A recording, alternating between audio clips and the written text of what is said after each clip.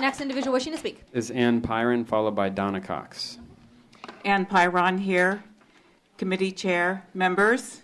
I represent the League of Women Voters of the state of Arizona. The League of Women Voters of Arizona believes that all eligible citizens have a right to vote with a responsibility to be informed about the voting process, the issues, and the candidates. However, the primary responsibility for ensuring that the voting process is easily accessible to all, with no barriers to voting, lies with those public officials in charge of elections. This is especially important for individuals who have faced prior patterns of discrimination based on ethnicity, income, or geography, as was covered under Section 5 of the Voting Rights Act. This section of the Voting Rights Act existed to ensure that no proposed changes in procedures could negatively impact voting rights. The League of Women Voters is a strong proponent of Section 5 of the Voting Rights Act. On Tuesday, March 22nd, 3 years after Section 5 was declared unconstitutional, the voters in Maricopa County witnessed a very flawed presidential preference election. These flaws could have been prevented if the changes in voting procedures, including reducing the number of polling places from 200 to 60 in the geographically largest county in the United States, had first been reviewed by the Department of Justice. This has been a volatile election season for several months, with many candidates entering and exiting the presidential race. Voters were more likely not to use the early voting ballot because they wanted to see who would left on the ballot on election day. The fact that non-declared independent voters could not vote in this election unless they registered with the party was a real problem. The most unacceptable part of this election was to see voters waiting up to 5 hours to cast a vote. We must applaud voters for their tenacity. They wanted to vote and see their vote count. 10 seconds. Legislatures should consider making this presidential preference election a true open primary that allow all voters to vote. Your voting is a right for all eligible voters, but the responsibility for the process of voting belongs not only to the voters, but also to our government, which we entrust to carry out this most valued of democratic processes. Thank you very much for your testimony. The problem seen during this presidential preference election should not happen again. We need to work together for a more open, honest, fair, and accessible voting Thank you system. so much, ma'am. Thank you very much. Thank you so much for coming. And then after your comments, we'll move to the Secretary of State's. Please. Thank you, Ms. Cox. Madam Chair, thank you. I'm Donna Cox. I'm a resident and a registered voter of Maricopa County for 30 years. That 6-lane thoroughfare that goes through Gilbert, Cooper Road is part of my family's heritage. Annie Cooper was my grandma. My zip code is 85210, and last week, the closest voting election was 4.4 miles away. I was one of the lucky ones. The thing is for the last 3 primary elections, my zip code was different. It was 85296, a much more affluent area. And the assigned voting location was always less than 1 mile away. It was just around the corner. This year at 1:30 p.m., the parking lot was completely full. All handicapped parking spaces were completely full. Cars were parked bumper to bumper on both sides of the street throughout the entire residential neighborhood. When I finally decided where I was going to park, I left with concern that I was going to get a parking ticket. For the elderly, the disabled, and for those with limited financial means, voting must be simple. This last election, as you see, it was not simple. Yes, it's true. The 30,000 square foot Escalante Community Center was designated as a voting location, but only one small conference room in that building was actually used for voting. In fact, there were more workers in that room than there were voters. I counted 9 workers in that small room. 2 of them stood at the door limiting access inside. And when I voted, there were 6 voting booths. But there were only 3 of us casting ballots. The other booths were empty. Thank you for your testimony. Now,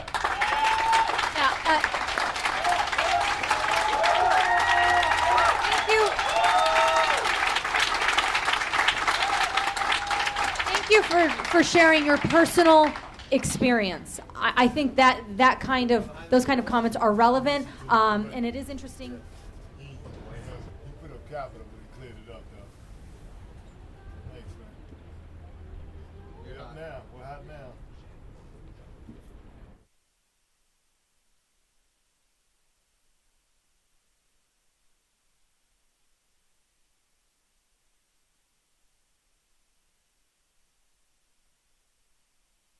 All right, I just lowered the audio here just to break in and to give you guys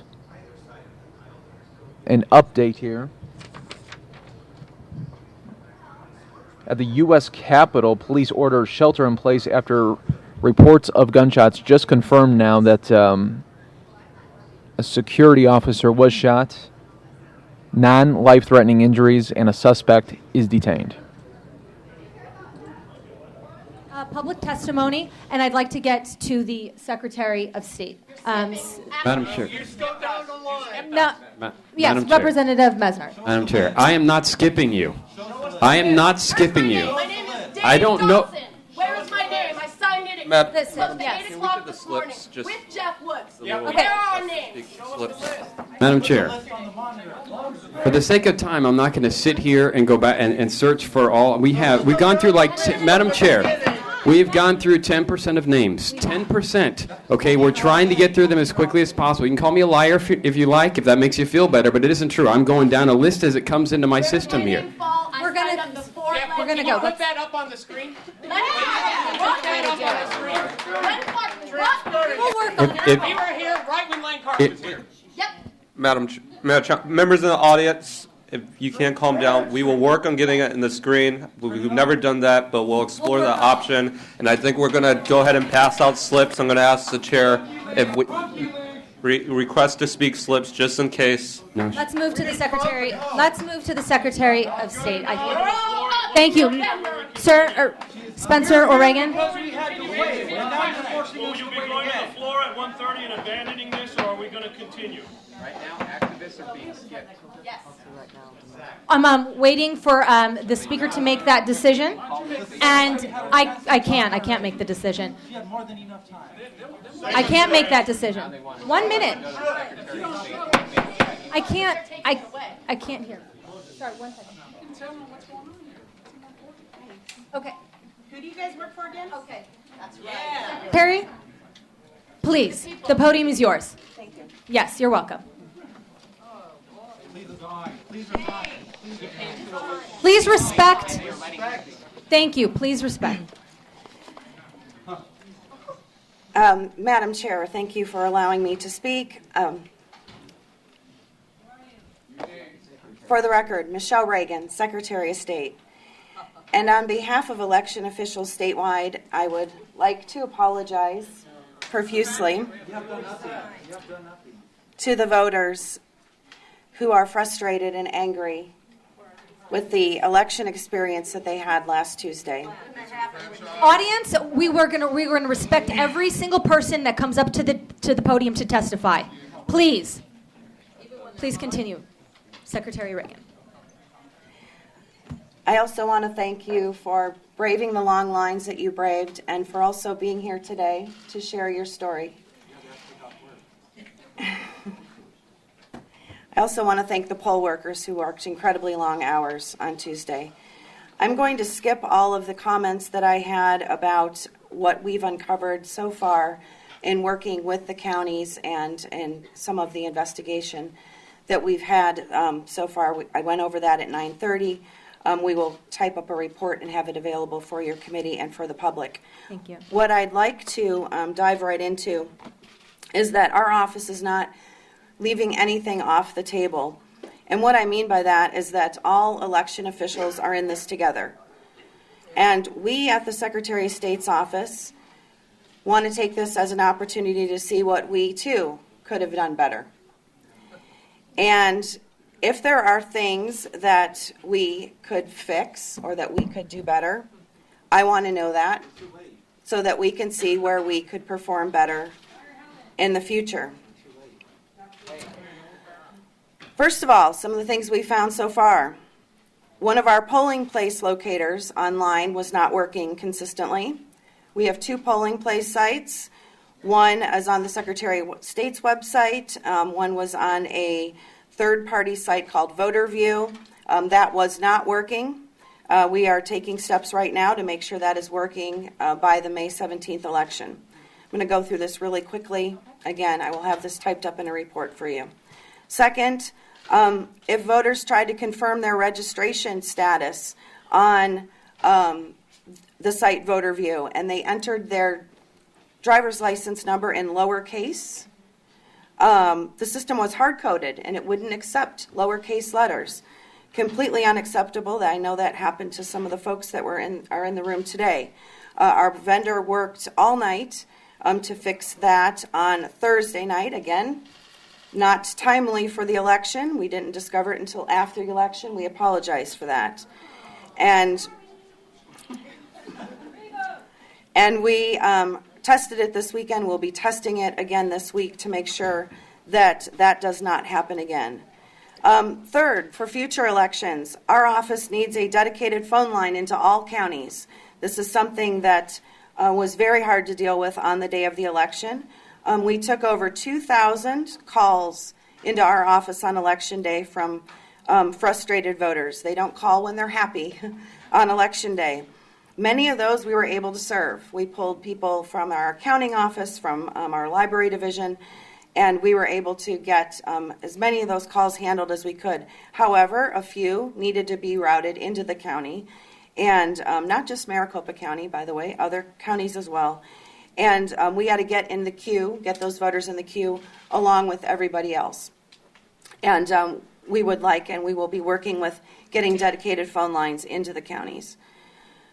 Fourth, as been mentioned, and we are aware of this, our election night reporting software on our front page shows a bar graph of the exact precincts that are being reported as they come in. That worked on the front page. However, if you were to, as a voter, go on to and break it down into the county level, you probably noticed where it said Maricopa County, 8 out of 8 precincts reported, 100%. Probably very frustrating if you were standing in line and had not cast a ballot yet.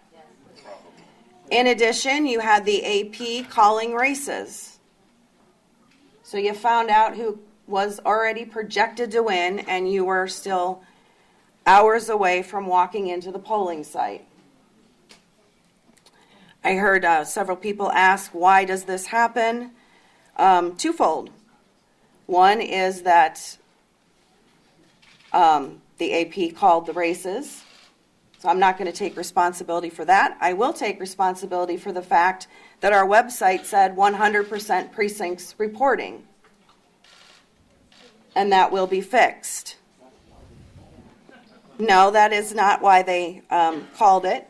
They called it because they were doing math. And, well, Audience?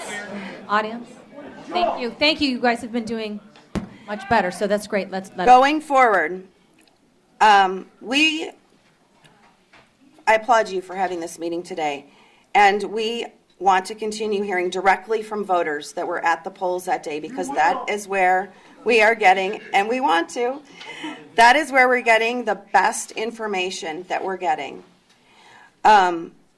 We're going to be hosting a series of public meetings. We will be announcing the date and times of those meetings later this week. They will be bipartisan meetings. We expect those meetings to be one in the Maryvale area, one in South Phoenix, one in the Tempe, South Scottsdale area, and one in the Gilbert area, because these were the areas that were the hardest hit and had the most frustration. 19th Avenue and Greenway. We're open to suggestions. Audience, thank you. In addition, we have developed a mobile map geolocator where people will be able to, in the future, be able to see on their phone when they pull up what polling places are the closest to them. And we are looking at ways that we can be more aggressive at posting waiting times at polling places. It shouldn't be rocket science because it happens at emission locations. You're able to see the waiting times for emission locations now. And most important, I wanted to come and share with you today, we got up and running this weekend a website. On our website, you'll be able to access it two ways, and please, we do want you to take advantage of it. It's azsos.gov/myelectionstory. And this is for people to contact the Secretary of State directly. Call us any name in the book you want. But I want to hear the frustrations you experienced. Stop. If we have, we can't. The best continue to way have that the we can outbursts. change You have to leave, yes. to make it better is to hear exactly what you experienced.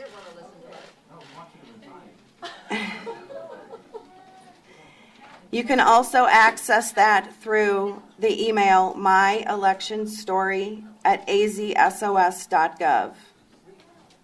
As I mentioned, we've been in contact with over 2,000 voters, and that is where we're getting the majority of our best information so that we can make this better with all of the counties and make sure that this never happens to voters again.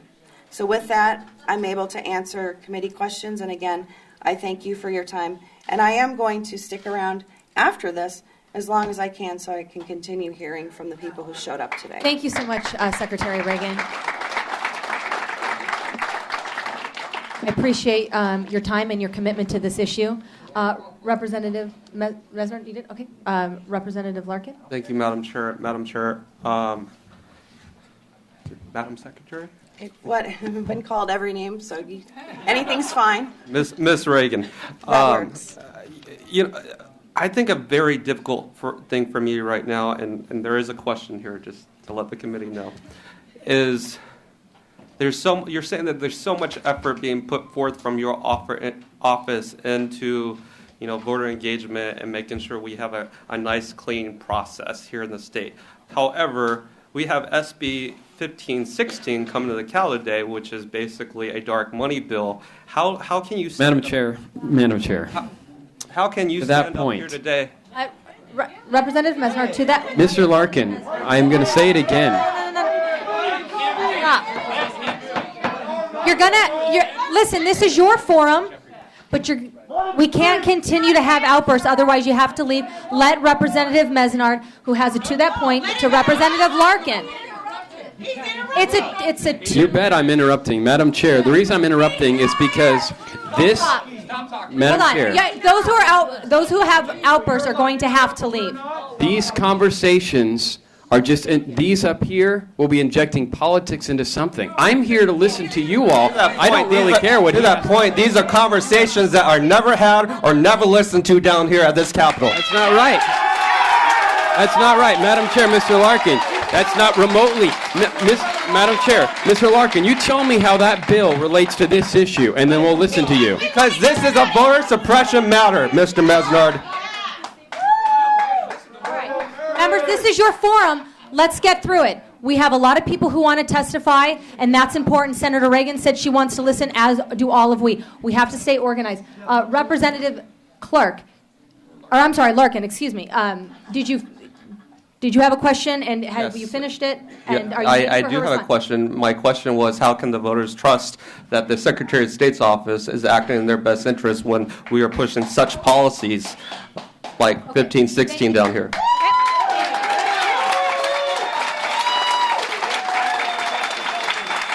And Secretary of State, Reagan. Thank you, Madam Chair, Representative Larkin. 1516, we can debate it all day if you want, or Anybody, you guys even know what 1516 the most important provision of 1516 is the new ability in state law for us to go after these fly-by-night organizations. There is no provision currently in state law, and we're hoping that after this passes, there will be, to be able to, when they come out of compliance with the IRS rules that they're supposed to be following, we will have a provision to go after them and force them to come into the Secretary of State's office and disclose their donors. Now, you and I can disagree with whether that language works or doesn't work. And you will have the time on the floor, when it comes to your floor, to debate that. That's what the legislature is about. Thank you. Madam Secretary, and maybe Spencer, this is a question for you, but Representative Carter had a good question about, I wanted to get back to that since I kind of put you on the back burner there. Can you speak to, is it a decision or is there statute relating to when an election is called? Is that? And then you to take that point, I received information in 16-551C, we cannot release information until 8 p.m. So, yes, Madam Chair, Representative Carter, this actually came up on election night. We were sitting there saying and direct counties to do or not do that. So we went ahead and posted it. Representative Weniger. Yes, and just very quick, Madam Secretary, I appreciate that, and I'm definitely and am in favor of changing that somehow to give you the flexibility to. And Madam Chair, Representative Weniger, we will follow, obviously, whatever the legislature decides on that matter. Thank you. And then offline, we don't have to get into this now, but I know that your office and the county and MVD, we have to get to the bottom of, is there a breakdown in that communication? Are people being disenfranchised because their registration status was changed? I've heard anecdotal evidence from both parties, and so we just have to get absolute clarity on that and what we have to do proactively going forward to make sure that never happens again. And I know you guys have been working hard on this too. Madam Secretary. Madam Chair, Representative Weniger, yes, we have been working on that extensively. In fact, this was something that I know happens, and I know it happened to people in this room. It's not hearsay. It happened to someone in my own office. One of my employees was registered as a particular party, went to go vote. I don't want to divulge his personal details, and it happened to him. So we know it happened. And we'll get to that in a second.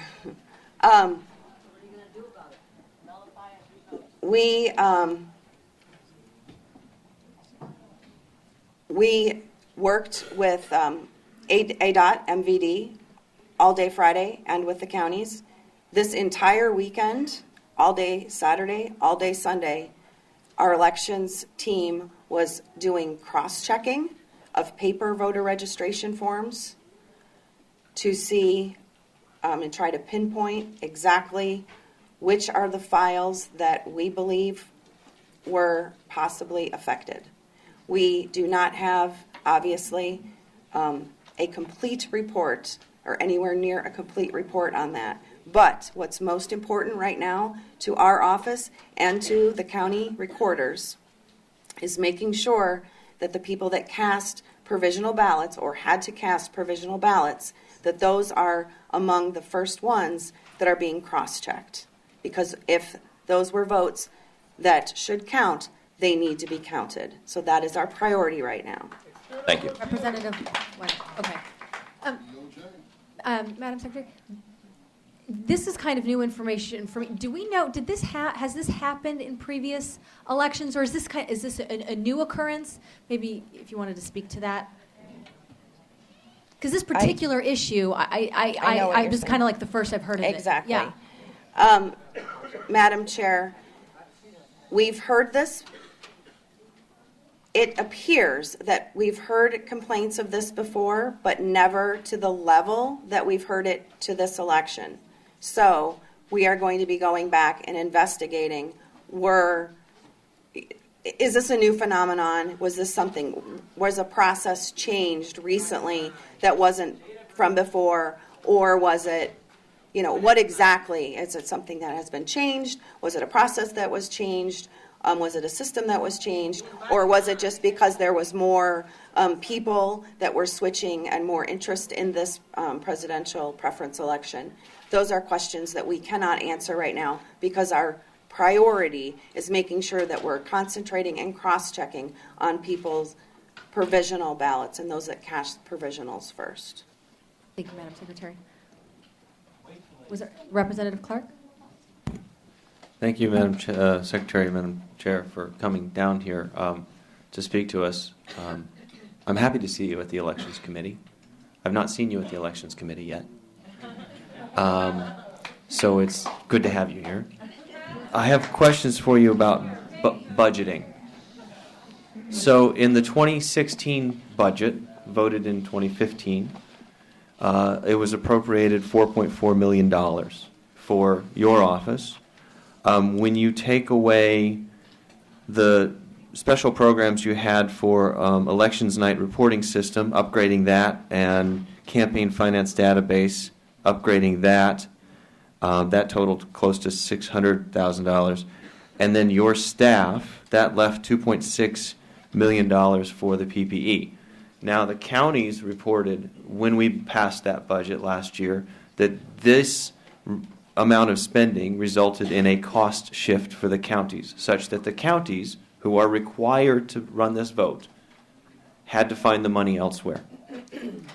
So, as that budget was being passed, did the leadership of the House or Senate or the governor, did you talk to them about this, what amounted to a budget reduction for polling places?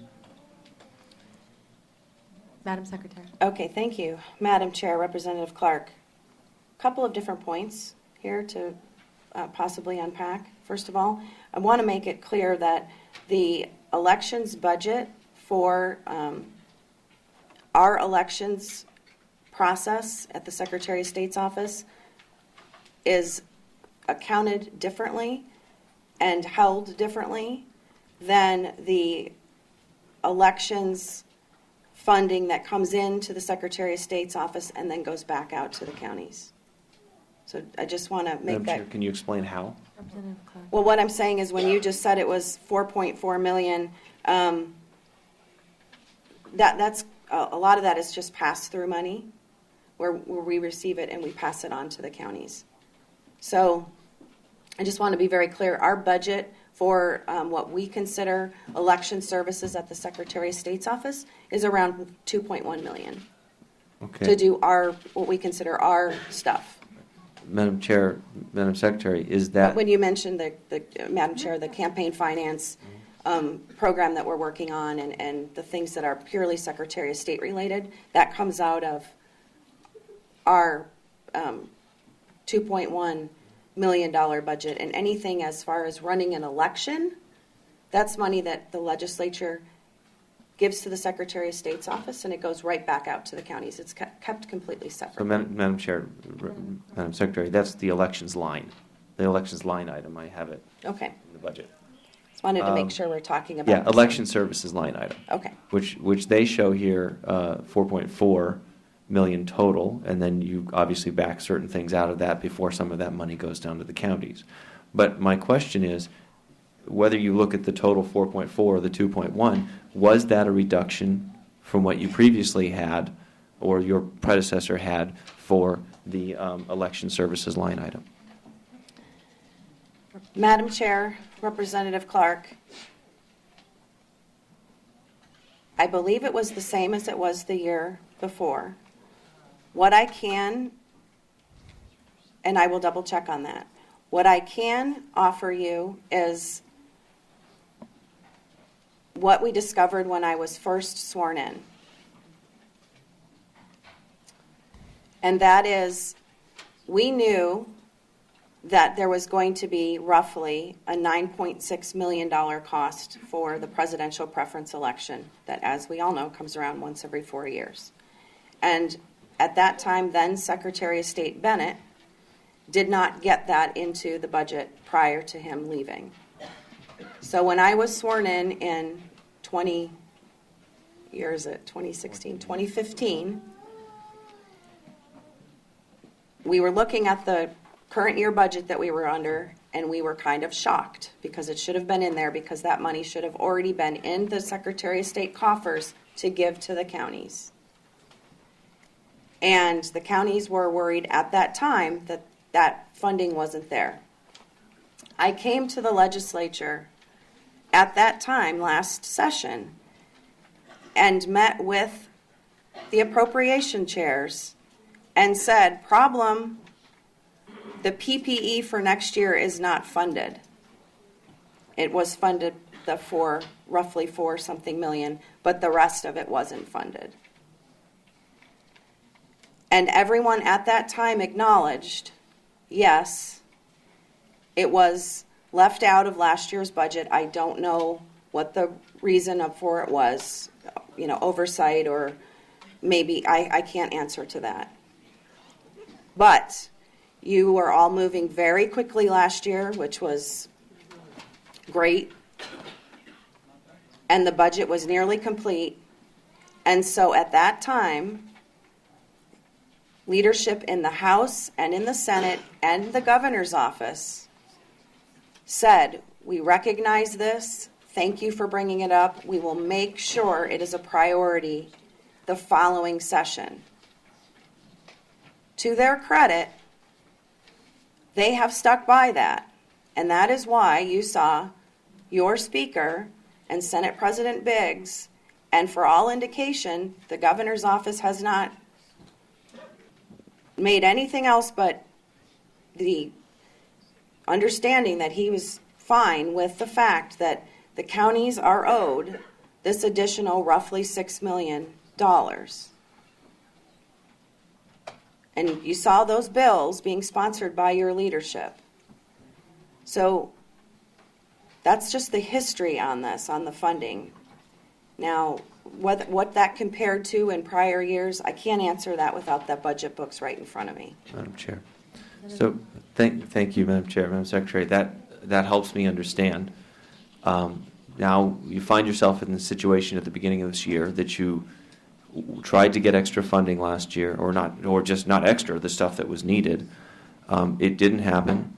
Leadership said, we're going to get it for you, but help me understand why it was bundled in a bill that seems to me like two separate issues, bundled with a bill that basically said, if you want this money this year, you also have to vote for this bill that will deny all future funding for state-run PPEs. So the parties will have to pay for them. And where they get that money, we don't know. You supported that bill. You did not, did you? Absolutely. So, Madam Chair, why are we conflating the two issues when you should just be funding the PPE? And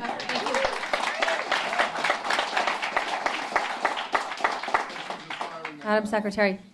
Madam Chair, Representative Clark, the decision to do one bill or to do two bills is, sure, I can take responsibility for that. I prefer one bill because I thought it'd go quicker. At any time, the legislature, could. It obviously didn't work that way. So, but you also are the legislature and could at any time do two bills or strip something out. I'm not going to point fingers and say it's your fault. You can say it's my fault. Regardless, I do stand by firmly in the belief, and again, with respect that you are the legislature, that if an election is going to be funded by the taxpayers, then every voter should be allowed to participate. And to me, that was and is still the fundamental premise of that bill. And it's, we can disagree, we can twist it, you can say it one way, I can say it another way. But when I first ran that bill and pitched it, it was that this PPE is a completely different election than every other election that comes around every 4 years. And it is confusing. It is actually not even called a primary. Yet we all refer to it as a primary, and the media refers to it as a primary. I've called it a primary. It's not even by legal definition a primary. And we need to make the decision. My office, you, the legislature, the county elections, the Board of Supervisors, we need to make that fundamental decision. Is it going to be a primary or is it not? And if it's going to be a primary, then we need to start treating it like every other primary we treat in the state. And if it's not going to be a primary, then the taxpayers need to stop paying for it and the parties need to start picking up the tab. That is all I've ever been saying. Now you can choose to disagree with that. But that was what I proposed to the legislature for you to debate. So Madam Chair, Madam Secretary, so you are in favor of allowing independents to vote in the primary, presidential preference primary, but you don't want the state to pay for it? That's not what she said. That's not what she said. You don't. You wanted to defund the presidential preference primary, right? If an election is going to be funded by the taxpayers, every voter should be allowed to participate. Okay, so Madam Chair, I had an amendment on the floor which said we will fund the presidential preference primary and allow independents to vote in it.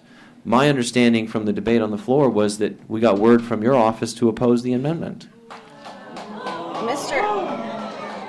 Madam Chair, Representative Clark, I am not in the legislature and I am not the sponsor of those bills.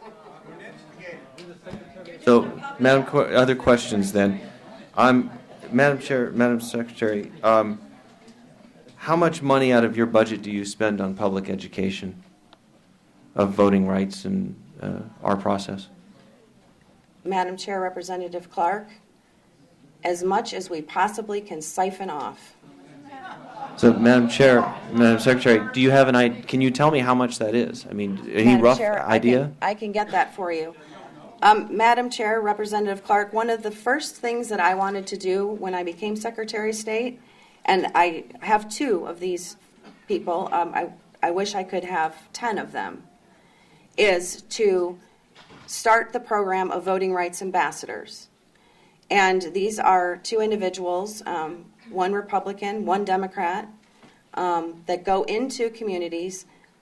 We focus on minority communities and young voting communities specifically, to explain to them, not just to register people to vote, that is good, but to specifically explain to them what are their rights as voters, because that is so lacking.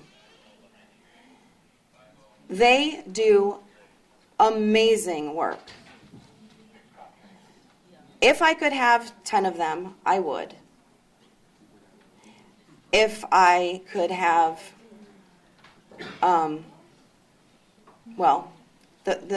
as I said, I have 2 part-time people that do that right now.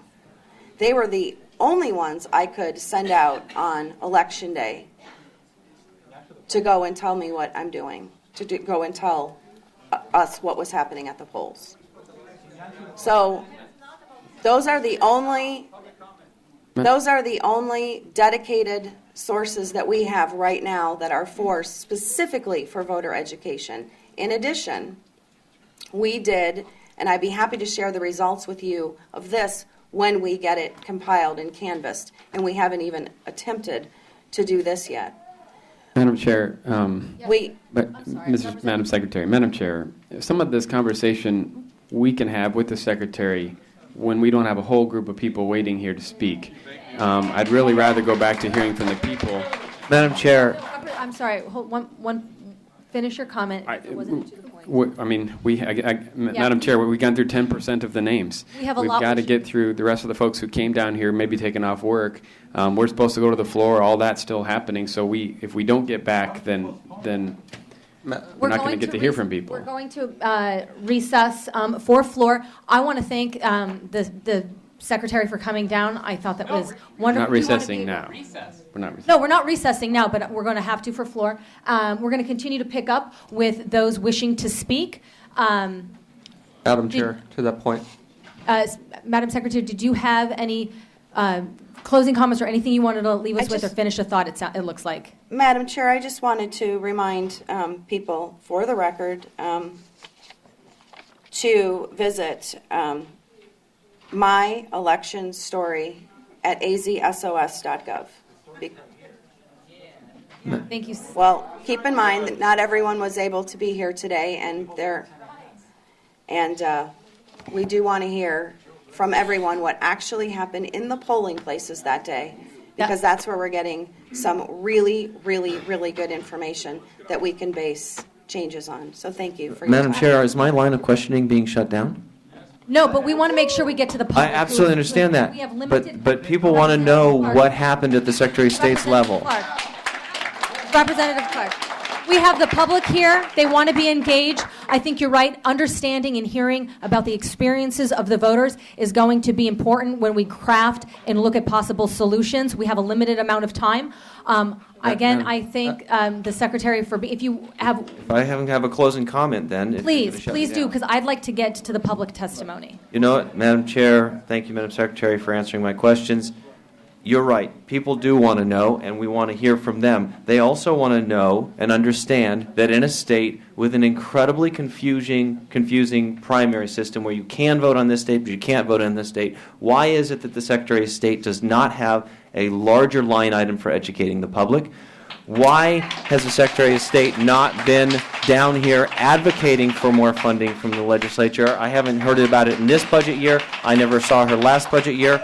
Why? I heard the Secretary of State say at her press conference that she does not have power to force the counties to put in more polling places, but you've got the power of the pulpit, and you were at a press conference the day before talking about what a great primary this was going to be. These are questions that I think we should be answering as well. So with that, I'll go ahead and yield.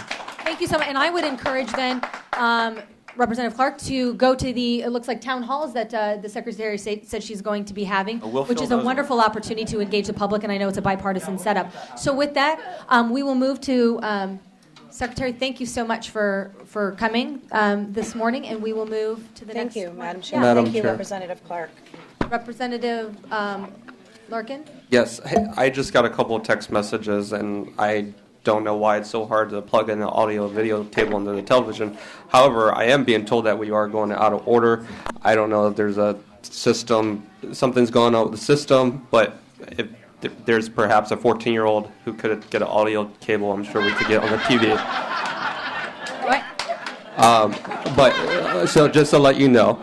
And then also, so are we confirmed then that the Speaker's office or the Speaker himself will not postpone for public testimony for this committee? We're going to have to. I mean, have we asked them? Are we working with the Speaker's office? Because we're talking about. Okay, sir.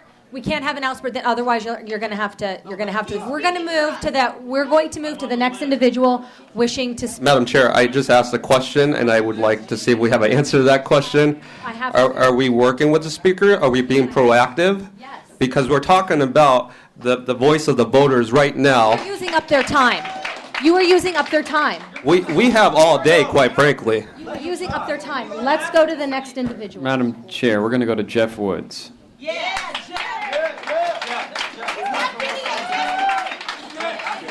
Yes, I do have video testimony. If you can please go to Phoenix Rising Media. Can you do that? Can you go to our Rising Phoenix Media on YouTube? Okay, so everyone here, please go to Rising Phoenix Media on YouTube. This has been documented. I got the beginning. I waited 6 hours and 15 minutes to vote. Okay, 45 minutes to park, 5.5 hours in line. We ordered pizza twice while waiting. Okay, everyone's calling out Michele Reagan and Helen Purcell, and that is totally justifiable. I want to call out one group in particular that should have known about this and alerted the public: the media, the mainstream corporate media in here. Anyone covering elections would have known. In 2008 we had 400, then we went with a uncontested Democratic primary in 2012 with 200 down to 60. It is your fault. You're supposed to be the fourth estate. You did not inform the public. No one knew about early voting, and I want to call out the Arizona Democratic Party as well for not letting anyone know that there was early voting, okay? If they knew there was going to be a problem, you know why they didn't tell anybody? Because they have their candidate already. Her name is Hillary Clinton, okay? That is why. Who do you think was changing all those names? Who do you think was changing all those names, okay? I know of at least 4,000 people. Okay, there's been 4,000 confirmed people that had the registration changed. Everyone that I know that had the registration changed was a Bernie Sanders supporter. Okay, I want a federal investigation and a nonpartisan recount of this entire vote. We need another day of voting. Okay, we need to count all provisional ballots. Okay, that's what we need to do. Okay. I waited in a church after waiting in line in the wind and the heat for 3 hours, and there was a pastor telling us to show up on Easter Sunday. There is supposed to be a separation of church and state. I expect you to rectify this issue. Thank you. Thank you, sir. Thank you, sir. The next individual wishing to speak Is Di Dawson? Di Dawson. Hi, my name is Day 1 minute, just Day to Dawson. get to the microphone. so we can- Just for something that doesn't matter yet, my name is Day Dawson. Great, thanks for coming. I had 4 minutes written. I'm going to shorten it for you folks. You need to do that. Yes, sir. Thank you for giving me permission. We, the people, know that our electoral process has been corrupted. This is not some sort of conspiracy theory. This is not some sort of a sick joke, and this is perhaps especially true in Maricopa County. In 2012, the Spanish sample ballot in my district had the wrong date printed on the Spanish ballot and only on the Spanish ballot. In 2016, polling sites show a clear division at McDowell Road. This is especially disturbing because until the late 1960s, people of color were not allowed to live north of McDowell Road. Voter suppression was blatant in Maricopa County.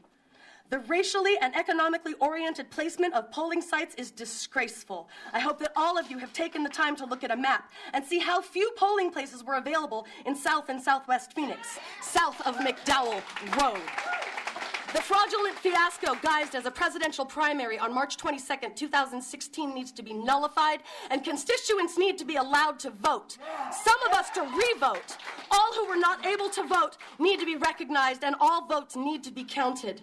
Many petitions are currently circulating for an investigation of this atrocity and a re-vote on June 7th. Hundreds of thousands of signatures on over a dozen such petitions have been created. Let that implore you. All right. I spent 5 hours in line. Pandering to the elite while neglecting the poor is a recipe for corruption, and we are a living example right here, right now. The corruption has become so established that it got comfortable. So comfortable that it got lazy. So lazy that you got caught. Yeah! No more voter suppression can be tolerated in Maricopa County. We demand that our votes be counted. We demand a re-vote on June 7th with an open primary. Current corruption needs to be held accountable. Thank you so much. You have burned up your time. You are done.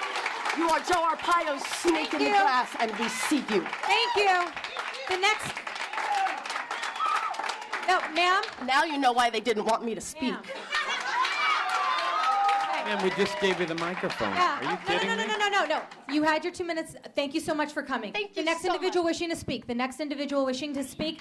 And the faster we get through this, the more there's an opportunity for everybody to engage in this process because I have to recess at 1. We have caucus. So listen, the next individual wishing to speak.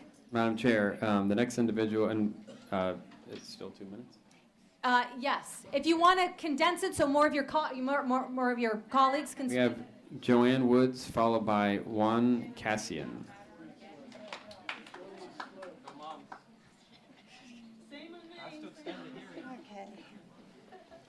Okay, I'm Joanne Scott Woods. Welcome. I am an early ballot voter. How can I be assured my vote was counted? This voting period has us all questioning that. Please have a published number to confirm our early ballot votes as well as all of our votes as registered. I would also suggest that registered voters who have no record of voting in this election be sent mail-in ballots and also be given the option of going to a polling site during a 5-day window. Utah in 2008 had such a window.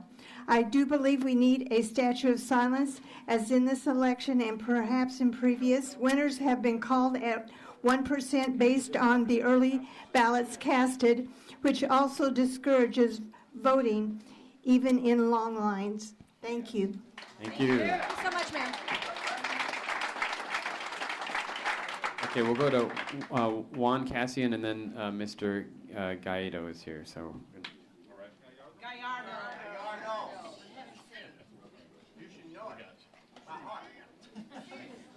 Thank you very much. Is Juan here? All right, Mr. Supervisor, would you like to speak? Thank you so much for coming. Please introduce yourself for the record. Sure, thank you. Madam Chair, members of the committee, Supervisor Steve Gallardo, Maricopa County Board of Supervisors, District 5. Let me start off by saying this, and this is something I hope the legislature takes into consideration, and that is the idea of having another day of voting. This can be done, folks. This can be done. If the political will is there, it can be done. And that's a discussion that has to happen within the legislature, the governor's office. That is a discussion and something that should be done. If not, then I think if there's ever a challenge to the canvass of the election, this is a perfect example. This canvass has to be challenged and allow the courts to decide how to move forward, because the fact is this, because I was out there at most of these polling places. I drove around as many as I could, and there were a number of people that were disenfranchised. There were, bottom line. They did everything they were supposed to do. They registered to vote on time. They looked up to find out where they needed to go. They showed up on time. Unfortunately, they were not able to make it all the way up to the polling booth for a number of reasons. That alone, and the number of folks that were in that situation, I believe qualifies for another day of voting. Folks, you listen to a lot of the issues that have been brought up forward right now. These aren't new issues. Many of these bills I've introduced myself sitting as a member of the legislature. I've introduced a bill back in 2008 dealing with independent voters on the presidential primary election. I introduced it in 2013 to allow independents to participate in our presidential election. So this isn't anything new. A lot of the issues that have been brought forward have been bills introduced by current members of the legislature or in the past. So I think we need major overhaul of our election system. We do. We need to address the voter ID provision. It doesn't work. You just heard from some students right now. Some students that have testified. We need to expand it to allow students the opportunity to utilize their student IDs in order to be able to vote. We need monumental changes when it comes to our election laws. So what we can learn from Tuesday is our election system is broken and we got to fix it. And it comes from the legislature looking at policies. Now, granted, there were some bad decisions made in the recorder's office. No one's going to say there wasn't. But we can learn from these mistakes and make sure in the past these never happen again. Gallardo, thank you very much for your testimony. That's the point of these proceedings. Madam Chair. Thank you. Representative Wenninger, please. Commissioner Gallardo, I watched the meeting that you guys had of the County Board of Supervisors. And I heard listening. It was a voice vote. But it was you did bring up some questions, and you questioned the sixth. But it was a unanimous vote by your board to go forward with this plan. And I should have called a roll call Sure. vote, and that was the plan, was to call for a roll call. I'm sorry, Madam Chair, Representative, is to call for a roll call vote. But the discussion even started before that. We had brought up to the attention of the recorder's office that we did not have enough polling places. We needed additional polling places. My office was told, including myself, no, that was not going to happen. We were not going to bring in additional polling places. It was brought to the board that they were going to change, and they did. They changed the actual language on the agenda to say that it was these 60 polling places with the opening for additional polling places. We were told that they were going to have additional polling places. When the final list came out, those additional polling places were not there. When we inquired, both not only myself, but another district inquired, we were told that, oh, no. That's only for Proposition 123, the May 17th election. So were we misled? Yes. Should there have been additional polling places? Yes. I had discussions with the media. I've talked to many people in the media. I talked to the political party, the Democratic Party. I talked to several folks about this. This was a big problem. I talked about it on the radio station. This was a problem. We saw it coming. And unfortunately, this election continued to move forward. We can fix this. Okay. But it takes big changes, and it comes from the legislature as well. We need education funding. I was part of the HAVA committee back in 2004 after the Bush v. Gore election. We had $47 million. A good number of that went into voter education. How much money has the state paid in terms of educating the voter? Not a nickel. Not a nickel. Nothing has been spent. So I think there's a lot we can do, and I look forward to working with the legislature to make sure that, one, that it never happens again, and two, that we have the laws in place to ensure that everyone has the constitutional right to vote. Madam Chair. Representative Weininger. I agree with you, and I look forward to working. I'll work with you personally on getting whatever problems we can get fixed. We have to be solutions-based, but with all due respect, to be specific, I mean, I listened. I turned the volume up a lot. There wasn't anybody who said no on when they did the voice vote. So everybody supported. You did ask questions, and you were concerned about going down to 60, but you still voted in the affirmative. The second question I would ask is, and I think this pertains to it because of something Helen Purcell said, I think they should have advertised this earlier, but one thing of voter suppression I think that isn't being talked about is the fact that we had a Tempe election when hardly anybody's going to show up. They have Phoenix elections when nobody's going to show up in the spring. Chandler changed theirs to mimic all the other elections, and we went up 500%. We had 94,000 people vote in a general election for a mayor and council when 2 or 4 years earlier we had 12,000. To me, that's an issue of voter suppression. I would love to see you champion that kind of thing as well going forward. And you just reaffirmed why we the chair, need, please. I'm sorry, Yeah. Madam Chair, Representative, you have just reaffirmed why we need federal oversight over our elections in the state of Arizona. These polling places were made present less than 30 days prior to the election. It's never been happened that way. This should have been done a long time ago. The county recorder's office should have went to the public and said, hey, what do you think of these lines? It never happened. There was never any type of public participation. So yes, do we need federal oversight? You bet. And these are all the problems. Why? Representative Weininger. You took a huge turn on that. No. But Let's go back. saying federal oversight. Chair. Madam Chair, specifically, Been doing it a long time. Dennis Welch back there on Politics Unplugged yesterday had 2 former mayors, Phoenix mayors on there, who started talking about voter suppression and about legislators they have a trained group of voters and they've trained them in this way and they don't want to go out. That's exactly what keeping the elections in the spring does for, and every Phoenix mayor supported for the last few months. In fact, I think they took the state to court over changing the elections when everybody would vote up. They wouldn't have to take 4 times off in a year. They would show up when the president's being voted on and everything else. And what's everybody always say when they're defending it? Voter fatigue. They're not going to go down the ballot. They insult the voters, basically calling them that they're not intelligent enough to go down the ballot, and I know they are. And that's the argument they use every time, and it's wrong, and it's empirical, irrefutable data. Says you will surge 2, 3, 4, 500% if it's done like that. And I just would love your support on working on that in the future. Yes. Madam Chair, Representative, I can tell you that I haven't been a big supporter of consolidation dates. I believe it's a local control issue. I think the cities and towns know what's in the best interest of their cities. When I was in the legislature, I wasn't a big fan. I stood with cities and towns and said, no, let them, they know their constituency, let them decide how they are going to conduct their elections. In terms of voter fatigue, we need voter education. Bottom line, we need voter education. We don't invest money into voter education. The state does, the state doesn't. And that was something I'd advocate all the time. When we had the $47 million in HAVA, a good portion of that money did exactly that. I'm not too sure if there's any money left over in HAVA or not, very little. But we need to invest in voter education to inform voters about what elections are done. And in regards to PP&E, open the doors. I've introduced the bill several times to include independents in presidential preference elections. You can do it. All it takes is the political will by this legislature to pass these types of policies. We can ensure this never Thank you, happens. Representative Gargo. And I think, as far as consolidated elections, you stand with the voter when you support consolidated elections because as was just testified, turnout is 2, 3, 4 times the amount. That's what voters want. They want their voice heard, and when you consolidate an election, you have turnout that supports that. One moment, sir.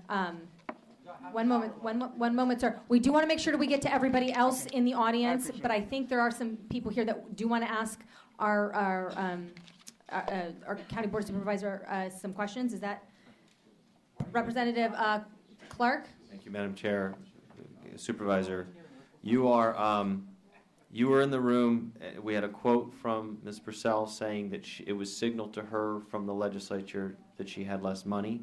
And did she present it to you in this way? And did the Secretary of State in any way voice concerns to you about the number of polling places?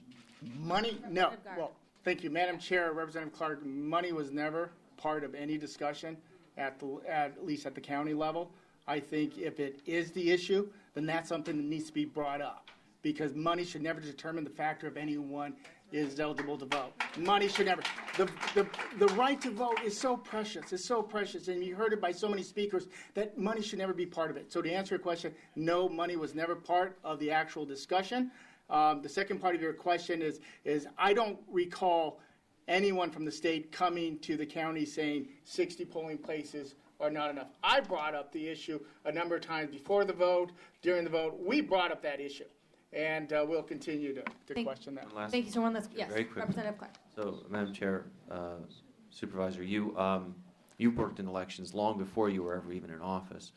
If we were to consolidate elections, would you agree that we would also see an increase in turnout if we put the statewide elections, governor, secretary of state, in a presidential year? Yes. I mean, so consolidating, if it's good for the goose, it's good for the gander. We should put them all in the same year. Exactly. Madam Chair, Representative Clark, you bring up a good point. The reason for consolidation, let's be honest, is political. We really can, I mean, and you just pointed it out. If we really want consolidated, let's put everything on the ballot. But the fact is, politically, there's folks down here at the Capitol that would not stomach that. Yeah, you're absolutely right. Thank you, sir. Thank you so much for coming. The next individual wishing to speak. Madam Chair. Oh, I'm sorry, Representative Larkin, did you have a follow-up to the? Well, just for your knowledge. So I have been getting. We have recess call? We will. One moment, sir. Representative Larkin. Representative Larkin has the floor. We're going to go by protocol here, and we're going to respect everybody who's on the microphone. Representative Larkin. Thank you, Madam Chair. Madam Chair, I've continued to get a couple texts. I don't know what's going on, but I was wondering if the Vice Chair would allow Randy Perez, Samantha Petros, and Reverend Walton, who apparently signed in yesterday. I don't know. I just want to bring it to your attention. And if there's an outburst, then you're going to have to leave. We're going to respect everybody's time. Thank you so much for your note. Mr. Larkin, would you go through the names that you want to speak next, please? Madam Chair.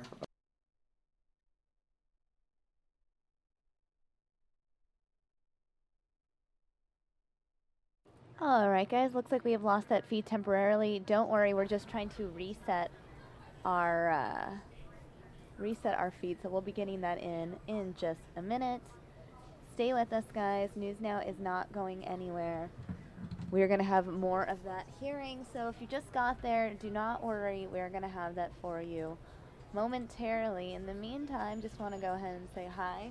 Hello, everyone. Thank you for joining me. Our photographer basically just has to power down and then restart the stream so that we can get that full stream in from that hearing that we've been tuning into all morning. It was very heated, very passionate. I know some of you guys on the internet asking me about the situation at the Capitol. These are some live feeds that we're getting in right now. I'm going to go ahead and pull this up for you. Here is a live look at the Capitol building. I'm going to go ahead and put a different lower third on the screen. Oops, that's me. And read to you the latest information we know. regarding the gunfire at the Capitol. Now, we know a gunman was taken into custody after firing shots in the U.S. Capitol complex on Monday, according to Capitol officials, and visitors and staff were shut in their offices and told to shelter in place. Now, initial reports said a police officer sustained minor injuries. However, later reports have raised doubt about who, if anyone, was shot. Now, the event unfolded with Congress on recess and lawmakers back in their districts. The White House was briefly put on lockdown, but that was soon lifted. A notification sent to the Senate offices said no further suspects appeared to be at large, and most Capitol Hill buildings were later reopened for business.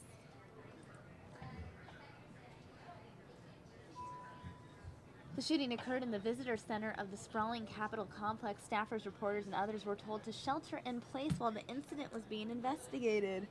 Visitors were being turned away from the Capitol as emergency vehicles flooded the street and the plaza on the building's eastern side. Police, some carrying long guns, cordoned off the streets immediately around the building, which were thick with tourists visiting for spring holidays and the Cherry Blossom Festival.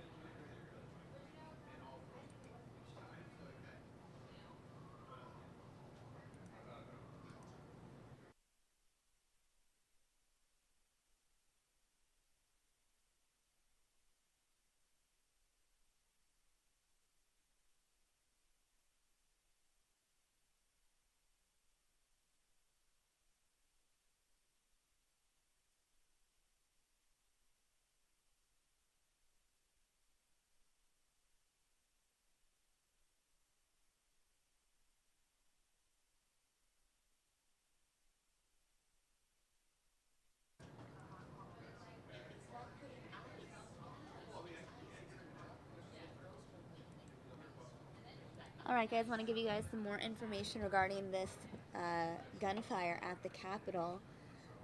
We know that a witness to the incident from California said that she was going through security at the main entrance to the Capitol Visitor Center when police told people to leave immediately. Outside on the plaza just east of the Capitol, other officers told those there to get down behind this wall. She added, "I heard what sounded like 2 shots off to my left. After a while, police told her and others to keep running."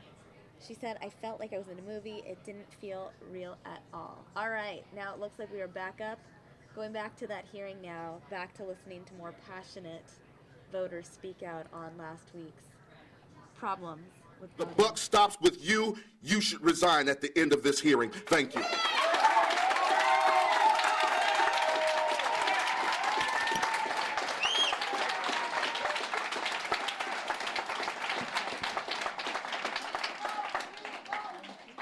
Thank you, Reverend. Can I get an amen for the Reverend? My name is Rand. You haven't started my time yet, have you? I did. As soon as you came up to the microphone, Well, I started was speaking. just at a point of clarification. I've been told that it's the rule that the chair can make the determination on her own whether she wants to continue this or not. So that's been told as a point of order. It's not the speaker's decision. Mr. Perez. Again, my name is... In the absence of the chair, I am the acting chair. I'm going to extend the same courtesy to you I've extended to everybody else, which is 2 minutes. All right, thank you very Please much. begin. My name is Randy Parras, and I am a concerned citizen here in the state of Arizona. You know, someone brought this thing about, right now, I'm going to talk about criminal conduct. Because you all spent some time, you brought Ms. Osborne and Ms. Purcell to talk about fraud taking place in the state of Arizona. You talked about criminal conduct. You all made it a felony. If you help somebody, your neighbor, bring in a ballot, you are a felon if you successfully help them to vote. You tell me, what is the crime now when you deny people the right to vote? When you deny people the right to vote, what's the crime? What is the crime?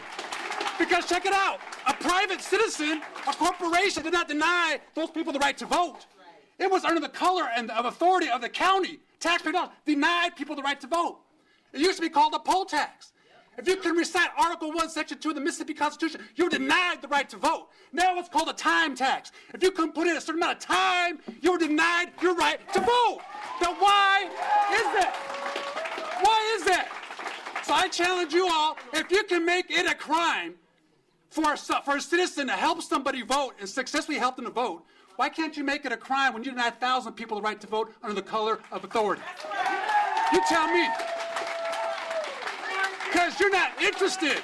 And you ought to be thankful, Ms. Purcell, because if you were a Democrat every elected Republican would be will coming after show you, some and you would order resign. of respect, Mr. Perez. Excuse me? You want to talk about respect when you deny people the right to vote? When you push that voter ballot bill, you want to talk about respect, sir? When you turn in a crime to help someone vote, you want to talk about respect? You have no respect. Mr. Perez. Okay. Zero. Here's how it's going to go. Here's how it's going to go. I have been told that I have 30 more minutes. We can extend this 30 more minutes. And how the next 30 minutes is handled will be dictated by everybody in attendance. If we want to make it a productive 30 minutes, we can. We can continue testimony and get through as many people as possible. If there's disturbances, if there's outbursts, then I will end it right now and we won't be able to get as many other people to the podium. So I've been told, sir, this is, you're proving and making my point. Thank you. Everyone thank you. We want to make sure we get as many, I've got 30 more minutes. I've been told I have 30 more minutes that I'm able to extend this hearing. Then I would like to make sure I get as many people possible. All right. We're here and in it together. This is a public forum. Yes. Please finish. That was 2 minutes. No, let me actually. finish. I've been around. Let me finish. Sir, 10 sir. seconds. I just want to say this, ma'am. You're asking us to trust the very same people that created this mess to come back in May and fix it? Are you out of your mind? At what point? What if it was 8 hours? You have to have a threshold. At what point does it become incompetence and you don't have a Your job 2 anymore? minutes are done, and when are you all going to own up and be real leaders? 2 minutes Thank you. are over. We're getting the next individuals.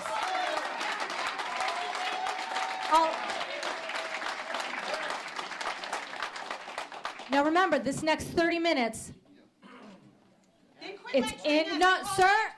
All right, outburst, I need you to leave. Then let's make this next 30 minutes a productive one. We have one, ma'am, at the podium, your 2 minutes starts now. Thank you so much. My name's Samantha Pastras. I'm the executive director of the Arizona Advocacy Network. I think most of you know me very well. I've been here all year. And I commend you for having this committee. I think it's wonderful that we can hear from the Secretary of State, from the county recorder.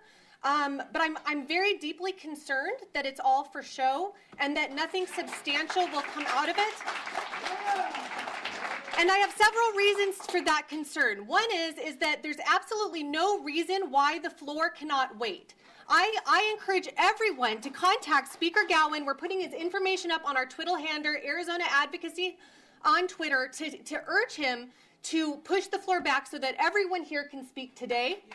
I'm also deeply concerned because I have sat in this committee and I have heard a bill sponsored by the chairwoman, Ugenti Rita, that makes it a Class 6 felony to deliver someone's ballot for them. I could get up to a year in jail and $150,000 just for delivering someone's ballot, and that was sponsored by the chairwoman here today. It passed through this committee on party lines. So I appreciate that you're concerned about voters, but when that bill came through here, it did not appear that you were concerned about voters. 30 seconds. Finally, there's a bill today that went through, I did not pass on party lines, perhaps. Sorry. There was also a bill that's going to be heard today that completely rewrites campaign finance law. It will put special interest will be in charge of who we get elected. And it's very clear today that who we elect matters, from Secretary of State down to county recorder. Voting is absolutely essential. And when we have money in politics, that is a barrier. They talked about it earlier. It's SB 1516. It's nearly 60 pages long. It has been shoved through this legislative session, and the Secretary of State is the one behind it who's been pushing it the entire time, although it was unfortunate she missed the committee hearing when it came through here. So I urge everyone to please, let's wait on the floor, and I would like to see some real action being done, because we have another election in 50 days, another one 5 months from now, and then one after that in 7.5 months. When a person does not have reasonable access to voting, they are being denied the right to vote. Thank you so much. The next individual wishing, audience, remember, you're in control here as far as the use of our time. The next individual wishing to speak. Okay, the next person is Juan Cassian. Did we ever find him? I'm guessing not. Charles Carpenter is next, followed by Lisette Cole. Thank you, sir. Your team. Thank you very much, Charles Carpenter. God, are we having fun? Yeah. This is why we can't have anything nice. My experience was that I arrived at the polling place on 42nd Street and East Thomas Road, at a church. I arrived at 4 p.m. cast my vote at 9:30 p.m. And at that time, somebody had just come in right as we were getting ready to check in, told us there were about 580 people in line behind us. And we had been listening to reports of Hillary Clinton and Donald, what's his name, being declared the winners. And it's disheartening. I don't know if any of you had that experience or had friends or family that had that experience, but it's incredibly disheartening. And I can kind of guess who the folks waiting in line were likely to be voting for. Yeah. I don't know. You guys. It seems to me that it doesn't have to be this complicated. I might be missing something, but y'all working really hard to make this really complicated. Am I wrong? I don't know. What's complicated to me doesn't have to be. You have 30 seconds. And I think that it's really important that A, everybody get heard, and B, we really take this seriously. I did. I stood there and waited. I wanted to go home. I was tired. I was hungry. My family was waiting for me at home. But I stood there and cast my vote. And I think a lot of other people did the same because they think it matters. And it should matter to everybody equally. Thank you. Thank you for your personal experience. The next individual wishing to speak? Does matter. Many of us waited in those same lines. So thank you very much, sir. Lisette Cole, followed by Andrew Cameron. Madam Chair, committee members, my name is Lisette Cole. I'm a law student at Sandra Day O'Connor, ASU Law. And I'm here to talk about the 2 minutes of some of the misfortunate events that happened on March 22nd. From my friends and people on Facebook who are brave enough to share their stories, I wanted to tell you them. First thing, the lines were terribly long, people waiting from 1 to 2 to 3 to 4 to 5 hours to vote. I had a friend who went to go to the polls 3 times. Once before work, couldn't vote, had to leave. Once before class, couldn't vote, had to leave. We got out of class at 5:50, and she went to go vote and stood in line until 9 o'clock. This was unreasonable, and this is wrong. Something went wrong in Arizona, and we should definitely be working to fix it. Second, there were registered Democrats who did not receive their early ballots, who were on the list, on the permanent voting list, and had to go to the polls and vote on that day, adding more to the numbers that I think Helen Purcell did not count on. Finally, a friend went and drove around, talking about how there's open polling places. She drove around for an extra hour looking for one polling place in probably a couple mile radius that did not have a long line, so her and her young child, who is now 18, could vote, and they did not succeed in their mission. There was a systematic attempt to suppress voters in Arizona, and the government and our elected officials need to be held responsible. 30 seconds. We need to have open primaries, and honestly, we need to do a re-vote for this election so that everyone can vote. Thank you for your time. Thank you so much. The next individual wishing to speak. Is Deanne Licata? I'm sorry. It was Andrew Cameron, followed by Deanna Licata, Rasmussen Licata. Thanks for coming. I had prepared a joke, but I think we have heard enough jokes from Ms. Purcell and Ms. Reagan and this committee. And I would like to ask you, how does it feel to be laughed at, Ms. Purcell? You were laughing at us on Tuesday, and you are laughing at us now behind that cold gaze you're staring me down with. Sir. I registered to vote as a Republican. I was denied my right to vote. They gave me a fraudulent identification as party not declared. I have not changed my address in 10 years. I registered to vote on time. I was robbed of my vote. This is a serious crime. This is as serious as rape. It is as serious as murder, because this is the rape and murder of our democracy. And I demand that someone be held accountable. If not you, Ms. Purcell, then who? If not you, Ms. Reagan, then who? This is a high crime, and there must be punishment. If there is not punishment, then we do not live in a system of law. And I give up the balance of my time. Thank you. The next individual wishing to speak. Deanna Rasmussen Licata, followed by Robert Smith, and then Diane Post. Did you want to say that one more time? Did you hear that, everybody? Deanna Rasmussen Licata. Is that person here? Okay, thank you. They're She's coming. coming. One more. Followed by Robert Smith, and then Diane Post.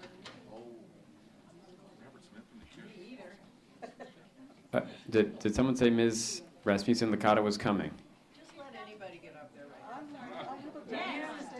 Okay, then we're going to go on to Mr. Robert Smith. Who's next? Is Robert Smith here? No. Diane Post. Ms. Post? Followed by Susan Bernstein. I'm a premium poll worker. I've worked for 20 years with the polls, and that means I've got extra training, and I work for 18 Madam hours. Chair, just for the record, because I'm really trying to follow who's testified and who hasn't, could you just start with your name? Diane Post. Perfect. Thank you. And I worked 18 hours that day, and I was on the poll book, so I have a lot of technical information that I would like to give you about how the poll books worked or didn't work, which I can't do in a minute. But I want to mention a couple of things. No one yet has mentioned what happened to the poll book that I was using and I know other people in my precinct were using. And that is, when you get to the last screen for a provisional voter, it comes up select party, select ballot type. The type being which CD district you were in, 9 through 1, etc. So sometimes I actually had their registered voter card. It would say Dem. I would select Dem. I would go down to select ballot type. It would only give me Republican. This started at 9:30 in the morning. I called over the inspector. We went over everything. We could not fix it. This is what we did. From then on, and I started keeping track of what was happening. It happened for 36 times for the rest of the day, and I kept track of every one. And what happened then was I was required, supposedly, to give him a Republican ballot, which I did not do. I gave him a Dem ballot. 30 seconds. I pushed the tracker receipt. On it, I wrote, was Dem. So they could audit it and see why there were more Dem ballots gone. So they could actually check the audits. And then they voted the way that they said they voted. And sometimes I actually had their registration card that said how they were registered. And as far as changing the voter registration, I started keeping track at 5 o'clock, and I worked till 8. I had 19 times that a Democrat was called a Republican, and 3 times that a Republican was called a Democrat. So in answer to some of your questions, we did run out of ballots. There seems many things Ms. Purcell does not know. We did run out of ballots. We ran out of CD9, and we ran out of CD5. I've done this for over 20 years. That was the smallest room I've ever worked in, and it had the least parking I ever worked in. At the last election, we used the same poll books. I was the inspector at that election in my precinct. We never had one problem. So something changed between then and now. Thank you for your personal experience. No, ma'am. Oh, not yet. Not done. A minute. Members, let's hear what she has to say. Let's use our time wisely. We have a question. I thought it was really relevant testimony. Representative Carter, please. Thank you. That's why I wanted to clarify the name. Did you email all of the members of the committee? Okay, because I want to make sure that because I want to let you know that I turned that story in, and I really appreciate you taking time to email us to provide those kind of details, because with those kind of details, we can hopefully find out what went wrong. And as far as your calling people to speak, I signed up on Saturday. To speak here today. But thank you for emailing the committee members. And I do have more detailed information Thank you if for you would your like it at some time. And thank you for your ingenuity too. That was helpful. Yeah, thank you. Okay, the next individual wishing to speak. Eating into your time. This is your time. Let's get the next individual wishing to speak. Susan Bernstein, followed by Stephen Cormany and Donald Crandall. Susan Bernstein. No, Susan. let's go All to the right, next Stephen Cormany. Is Stephen here? Stephen? Okay, Donald Crandall. All right, Thank you, Donald, and then followed by Amanda Melcher and Andrew Cameron. Oh, we did Andrew, sorry. Go ahead. Okay, my name's your name for the record, yeah. I go by my middle name. It's Paul Crandall. Chester Crandall was my first cousin, once removed. All right, for your loss. Loss for us all. So I just have a few soft questions. When was the last time that any of you had an open town hall in your district to listen to your constituents, to all of your constituents? We're doing one this evening, actually. But continue. Okay. I want your All 2 right. minutes to. Well, I was waiting for an answer. So, you get a bunch? Why do you hide behind the email on the websites instead of publishing your normal email address that allows us to do delivery and read confirmations, and you would get much more feedback if you weren't behind those website emails that apparently go to a black hole. The last question. That's not how our email system works. You can see the emails coming in for what it's worth, but we don't do what Congress does. They do something different where it does maybe go into a black hole, but we get all the emails right here in our screen. So what's your email address? This is for this is public I'm happy to testimony. give These it. are 2 minutes. For all of our emails are our first initial, last name at azleg.gov. You can write it all down. First initial, last name at azleg.gov. Perfect. It's public. Thank you. The last is, will the video of this meeting be available on azleg.gov? Yes, It is. sir. Okay. Yes. All Thank right, you so thanks. much. Thank Thank you. you. Thank you. The next individual wishing to speak. The next individual was who? I'm sorry. Who just spoke? Stephen Cormie. Amanda Melcher. Oh, he wasn't. Okay.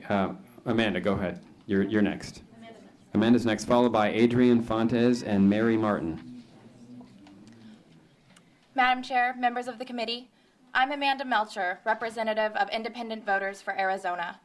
As we've heard, last Tuesday's debacle was influenced by many factors: lack of oversight from the Secretary of State, lack of funding from the governor and the legislature, and lack of planning from the county elections director. I am here to speak to a more fundamental and insidious issue: the willful suppression of the largest portion of the Arizona electorate. Independent and unaffiliated voters are often presented as an apathetic, disinterested group. As we saw Tuesday, this assumption is grossly ignorant of the realities on the ground. Thousands of independents did turn out, waited in line for hours, only to be told that they did not have the right to vote. This voter suppression impacts millennial voters. 50.5% of registered Arizonans under 30 are independent, and deeply impacts the minority community as well, as 41% of Latino voters in Arizona are registered independents. Independents are the largest block of voters in the state, 1.2 million people, or 37% of the electorate. This is not a fluke, nor a passing trend. Just because we are disengaging from the parties does not mean we want to disengage from the system. Independents want to vote, and we want to have a voice and influence. But current law bars us, or else makes us jump through hoops.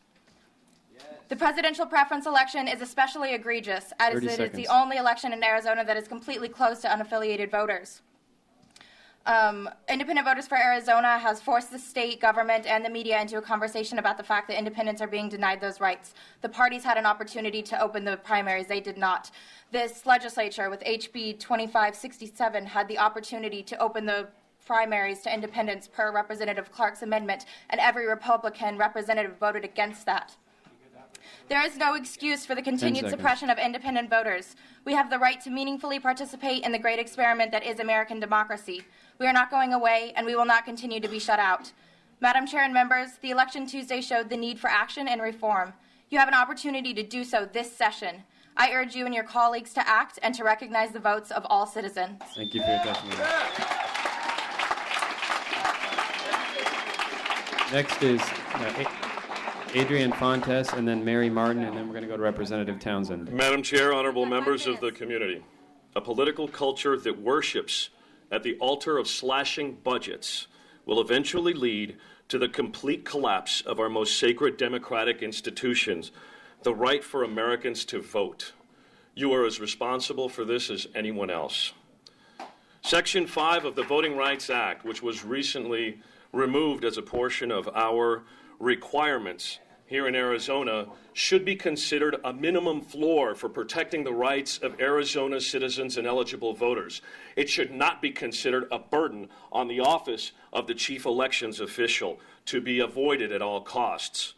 Additionally, a data breach some months ago occurred as to the voter rolls. Why was there never an audit? Why were the voters never informed of this formally? And I will say this: I join with the League of Women Voters in indicating that all voters, including independents, should vote in all elections in Arizona. If I would propose, Honorable Chairwoman, that it is not against the Constitution of the state of Arizona You should take it upon yourself to act to find a way through emergency legislation to reenact Arizona's presidential preference election on June the 7th. I think that's the least that the Arizona voters can have. And finally, 30 seconds?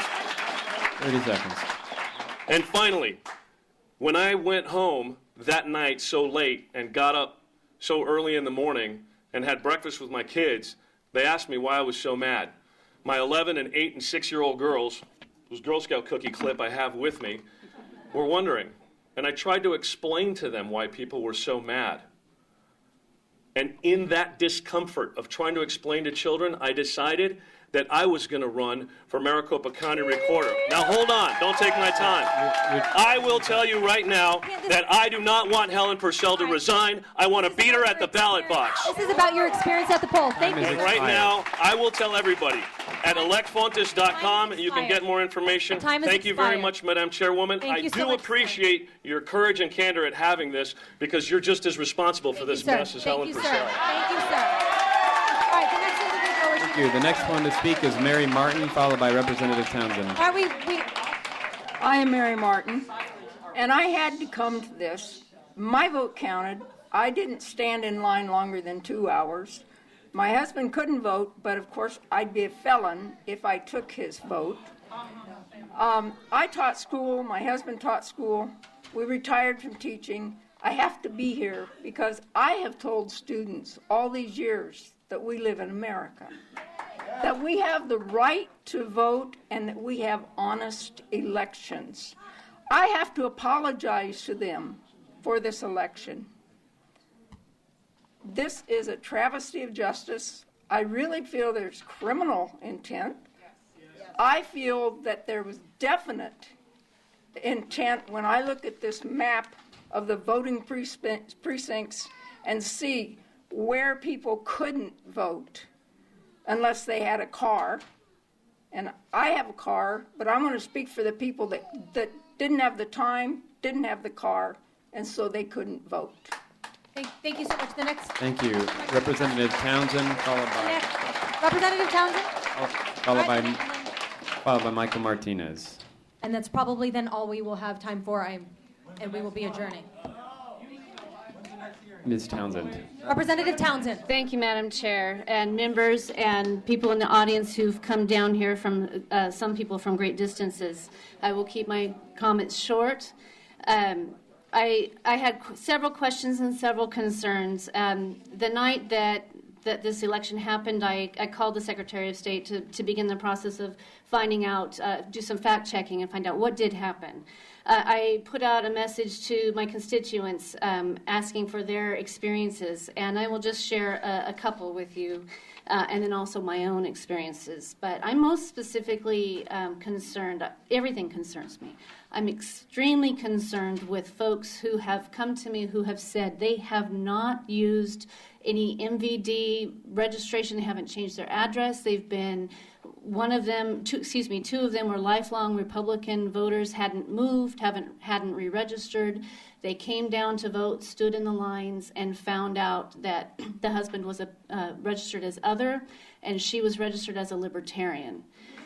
And so somewhere something has gone wrong. I know we're all very upset and we want to point fingers and hang somebody today, but I would much prefer that we go through a fact-finding process.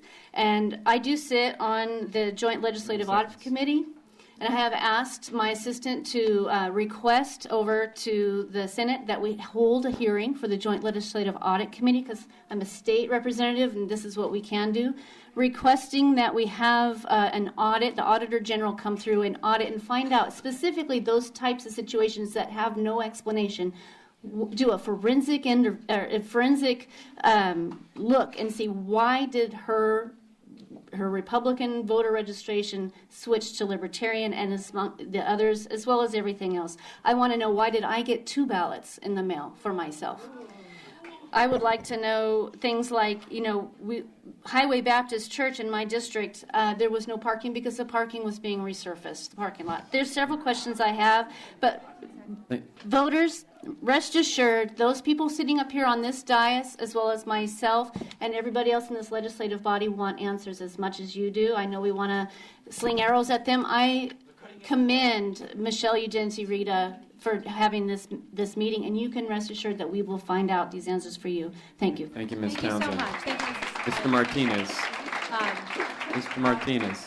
Excuse me. This is, I and then we're waited going to have online for 4 hours at the polls, and I had to leave. I have a disability. Your name I for the came record, down you here. have- I've been ma'am. on the list. I'm not going to leave here like I had to leave the polls without giving my 2 minutes of Have testimony. you not been called up? Then you'll have to leave. We have one Please other state your person. name. It takes 2 minutes. Please just state your name. My name is Barbara Brown. I went to the church on 7th Avenue. I live in Maricopa County for 40 years, and I had to leave. There was no disability parking, and there was no substantial Madam Chair, parking. just let her speak. No ADA compliant. I want that on record. Yeah, you're going to have. We have it. This is a lie that was disseminated in the Madam pamphlet. Chair, I will give up a the minute microphone of is my not time. I'm Michael Martinez. I will give No. up a minute of my time to let her speak, please. Thank you. And if you want to arrest me, I'm glad to go to jail on this. Okay. No, they said I could speak now. Excuse me, are you saying? I need to. Mr. Martinez has given up a minute of his time. Yeah, he's given up 1 minute of You his have 1 minute. You have 1 minute, ma'am. 1 minute. My name is Barbara Brown. I'm a registered voter. Okay, my name is Barbara Brown. I'm a registered voter. I'm 70 years old. I've been a registered voter here for 40 years. I went to the church, and I could not find any handicap parking. I couldn't find any parking for 45 minutes. Stayed online from 5:45 till 10 o'clock. I was in extreme pain. I already heard that people who stayed in line and voted were brave and tenacious. I am both brave and I am very tenacious. Take my word for it. So the people who had to leave, it's not because they weren't brave or they weren't tenacious. They just couldn't wait. 4 hours was more than enough. Not only that, I am on the early voter list. And I'm saying I did get a vote, and then either it was misplaced or mailed accidentally. I was going to hand deliver it. I went into the voting place and said I was handicapped, said I had an early vote, but I wasn't sure what happened. Could they check? And I checked on the internet. There was no way of checking. They said I had to wait online and do a provisional vote. I said I'm going to have to leave then because I can't stand online. They said there's nothing we can do. We got this handout this morning, and it said ADA compliant. It was not. There was no parking. So much. Your minute's up. I appreciate your testimony, and we have. This will be our last. This will be our last speaker, sir. Thank you so much for your patience. We appreciate you have 1 minute. You have 1 minute, Madam Mr. Chair. Martinez. Madam Chair, representatives, my name is Michael Martinez. I'm the Director of Legislative Affairs for the Arizona Students Association. I wanted to share a few stories. The first being that we registered hundreds of students before the February 22nd deadline. Many of them told us that they were not registered as they were supposed to be registered. We have spent a lot of time at the county recorder's office, so it really, we personally turned in those registration forms before the deadline. So I know that they should have been re-registered how they wanted to be registered, and were either turned away from the polling place or had to vote provisionally, which I think is an outrage. The other thing is I personally spent 5 hours at a voting location talking to voters. There were people there that were there longer than I was, that stayed after polling. I left at 8:30. There were still 200 people in line. And that voting location, Escalante Center, was smack dab in between the largest community college in the nation and the largest university in the nation. They had one polling location for 100,000 students. Think about how ridiculous that seems. Finally, I live in West Mesa. Representative Meadows-Nard, I know you represented part of West Mesa before. I want to say that I was talking to Mesa Vice Mayor Dennis Kavanaugh, and he let me know that West Mesa didn't have a single voting location. You had to go either all the way to Lindsay Road in East Mesa or into Tempe to vote. And I will share, I do have a map that I want to share. I know I'm out of time, Representative Meadows-Nard. I will share this, I will send it to you. I had a friend who set up polling locations on a map in Maricopa County compared to poverty rates for each section. And there was 2 voting locations in areas with high poverty rates, and vast majority of the polling locations we're too far away from these impoverished areas for people who didn't have cars to get to spend time to get to, and it's absolutely ridiculous. Someone needs to be held accountable. Not just take responsibility, but be held accountable for the people that didn't get the vote, and I'm hoping that happens today. Thank you. Thank you, sir. And with that, Madam Chair, I gotta say something. Madam Chair. You need to be able to say something before. sure. I've been told I have to address. You have one. You've got a very, very short window. Please. Yes, respect Madam me. Chair, I just want to just remind you, as chairwoman, you can continue this committee. However, I was wondering, since I have asked about 3 times now, if anyone from the Speaker's office has an answer whether or not we can postpone floor. I can't. The answer is no. Yes, we did. We waited to speak. Mr. Clark. Chair, folks, please, I want to get this one thing out. Today is 2 sides of the same coin. We heard today about irregularities in the elections. We are being pushed out of this committee to go to the floor so they can push through Senate Bill 1516, which will make corruption legal in this state. It will make it so politicians can give other politicians money. It's uncalled for, and I ask you, if we're going to shut this one down, follow us upstairs. All right. And with that, I want to thank you to those members who participated in the committee, and thank you to the public. I thought your testimony was relevant. We appreciate it. And with that, election is adjourned. See you there.